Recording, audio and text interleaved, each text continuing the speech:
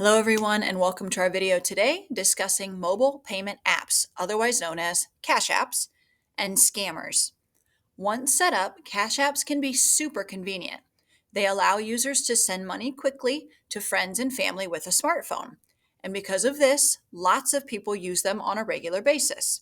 However, scammers have zeroed in on how to trick and convince unwary users to send them money using these apps, meaning that people are accidentally sending scammers money instead of their intended recipients. In today's video, we're going to briefly outline how the Cash Apps work for those people who are unfamiliar with using them, and then we'll cover a few tactics scammers use to trick people. Lastly, we'll cover some tips from the FTC on how to protect yourself against Cash App scammers. All our information today comes from the FTC. Links are available in the video description for you to research further for yourself. So let's get started. As usual, here's my short disclaimer. I'm not posting these videos to scare anyone, and certainly not to scare anyone away from using these apps in their daily lives. I'm simply here trying to warn people what to look for and what some potential red flags can be, because scammers are persistent and ruthless. The scam statistics are staggering, and I'm sharing this information because even though you may be familiar with it, members of your family, your neighbors, people you care about, may not be as informed as you are. Discussing this topic with them or showing them a short video could help save them a lot of hassle and heartache down the road. So, how do the Cash Apps work? In a nutshell, first, you download the mobile payment app, be it Venmo, Cash App, PayPal, or another app, and then you create an account within that app. You'll choose a payment method, i.e., a source of funds like a bank account, debit card, or credit card. You'll input that banking info into the app, and it will save that information to pull money from when you later pay someone. If you get paid by someone else, this would be the account that will receive that money when you transfer that payment into it. Once your Cash App account is created and set up, you can then send and receive money. When someone sends you money, the money gets added to your balance within the app, not directly to your bank account.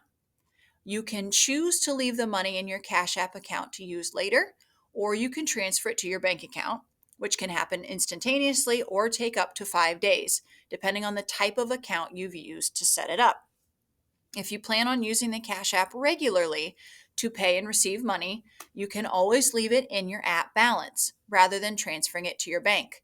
That saves you from transferring money back out again to pay for something, say, later that day. This is a personal choice by the user, meaning that it's up to you. The Cash App called Zelle can be the one exception to this.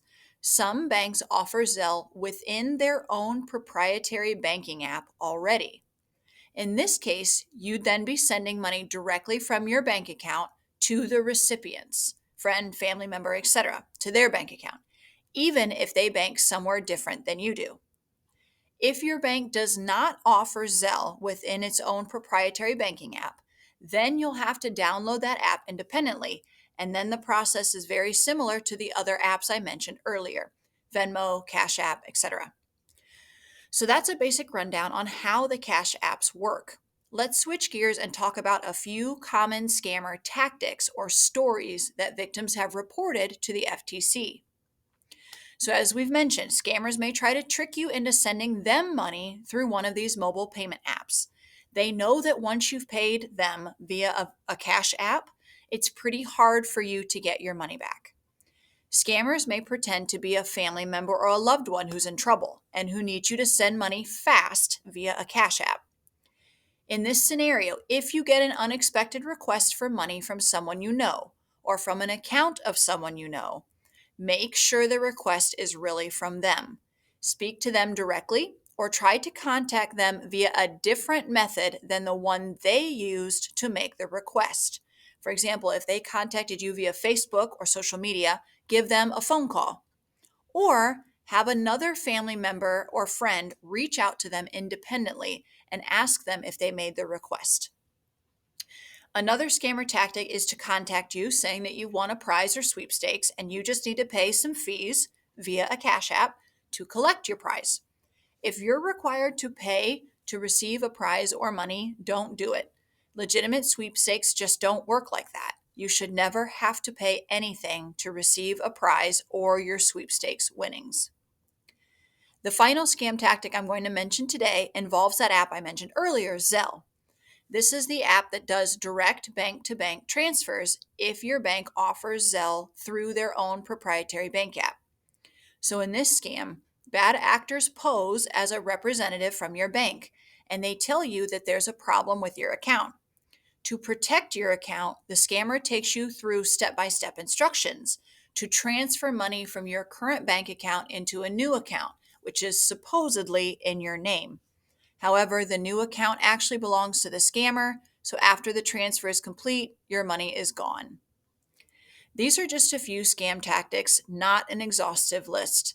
There are many more scams lurking out there, and new ones, unfortunately, are being invented every day. This means that if you're going to accept the convenience of using cash apps, you also should be prepared to remain alert and cautious of the risk of scammer attacks via those cash apps. The FTC strongly recommends that you make sure you know who you're sending money to before you send it via a payment app. And just a reminder, your bank will never contact you to tell you to transfer money or ask you for personal information or passcodes. The FTC offers the following general tips if you're sending money through a mobile payment app. Some of these are a review of what we've covered in the video, just as a recap. Number 1, don't ever send a payment to claim a prize or collect sweepstakes winnings.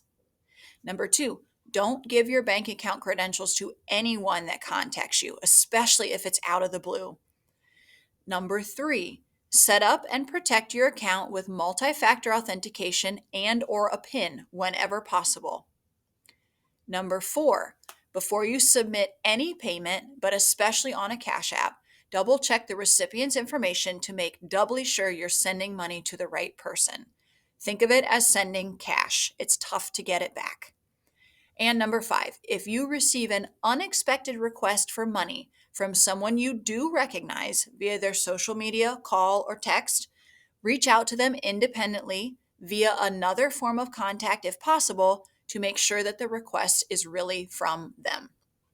And last but definitely not least, if you sent money to a scammer via a cash app, the FTC has some recommendations for you on their website.